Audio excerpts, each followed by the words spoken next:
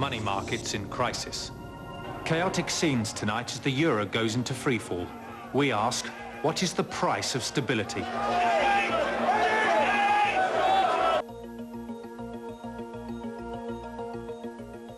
Good evening. The year of the disaster continues tonight. The latest casualty, the financial system. Over the last 8 months, more than 10 million people have died through weather catastrophes, disasters ranging from flash floods to famines to landslides. Now, a single typhoon has triggered the complete collapse of the money markets. The storm hit Tokyo last night, causing damage estimated at 700 trillion yen. Asian money markets underwrite almost 60% of world trade. When European markets opened for business, they crashed.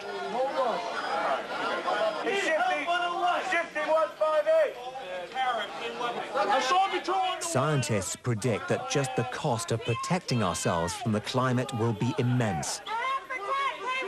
The cost of rebuilding will be incalculable. And when money is tight, the markets sell.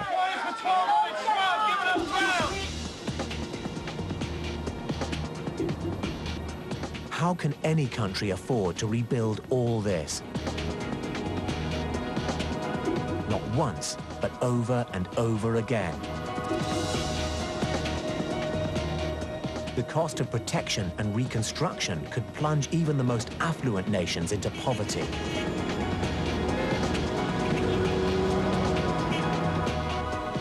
Climate change doesn't threaten us just with death, but financial destruction. We're beginning to reach a situation in some parts of the world where being hit by a storm or being hit by a flood are certain. Fragile economies in particular are going to start to collapse. So that's going to have an impact on world trade. World trade is certainly going to suffer as a result of that. And as a result, you will have a knock-on effect from one economy to another economy. Things are just going to start to degrade and deteriorate, I think, over the next 50 to 100 years.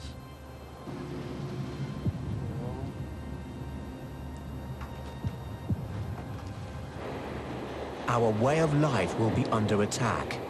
Disaster after disaster will strain the world's financial systems to the limit.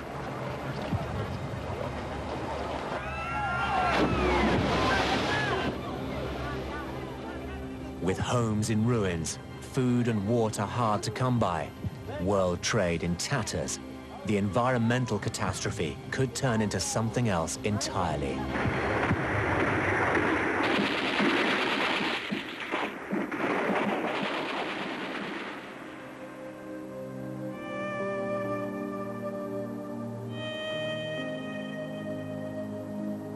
Human catastrophe. Wars. Terrorism. Coups and riots.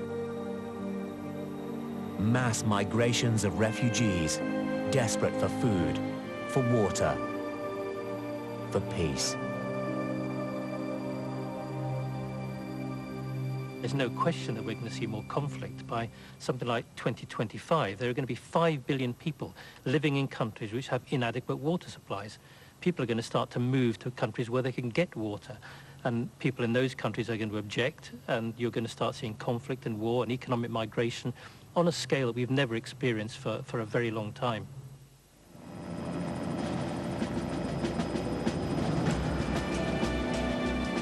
Scientists have already seen our future. They know global warming will hit us hard. They know we need to act now.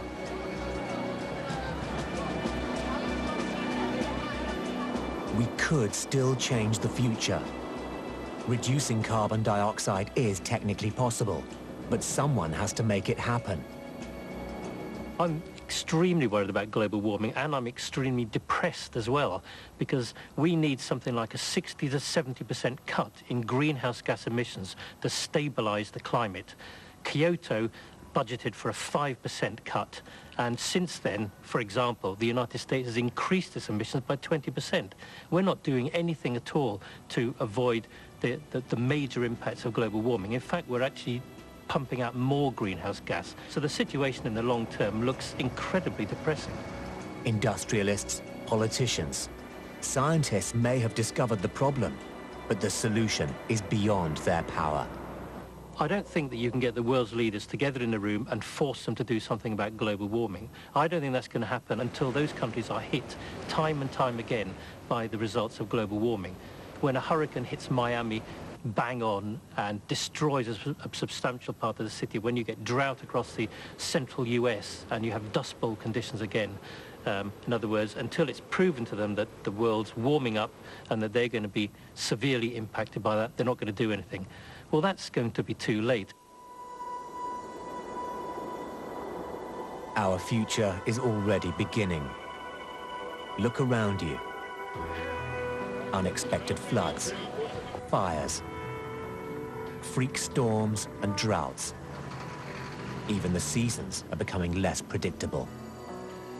Our own experience already tells us that the climate is changing. And science tells us that the consequences will be horrific. I was asked a ridiculous question. Does global warming matter? Well, it matters if you want to live. It matters if you want your children to live.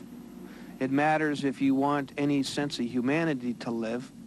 And it matters if you, especially if you want them to live, or some form of humanity, live in a planet and live in an environment that is not an absolute horror and an absolute hell.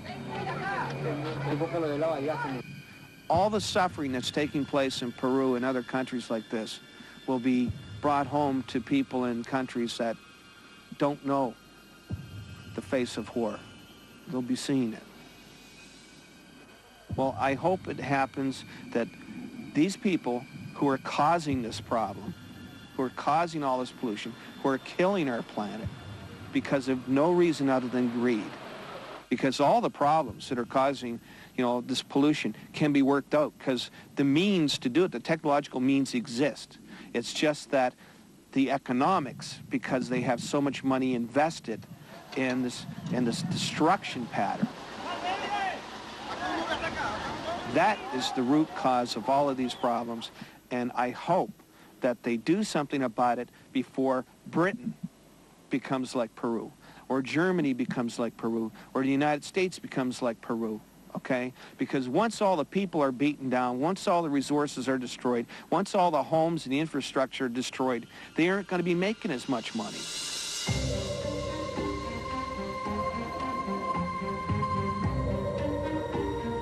What you have been watching is not alarmist.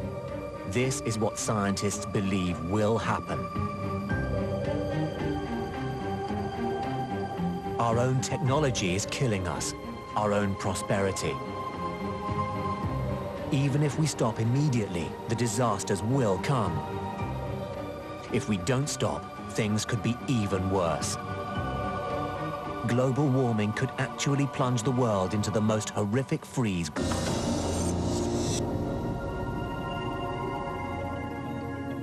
Good evening. Over 10 million cubic kilometers of near-freezing water is tonight pouring unchecked into the Atlantic Ocean. It's a disaster of global proportions.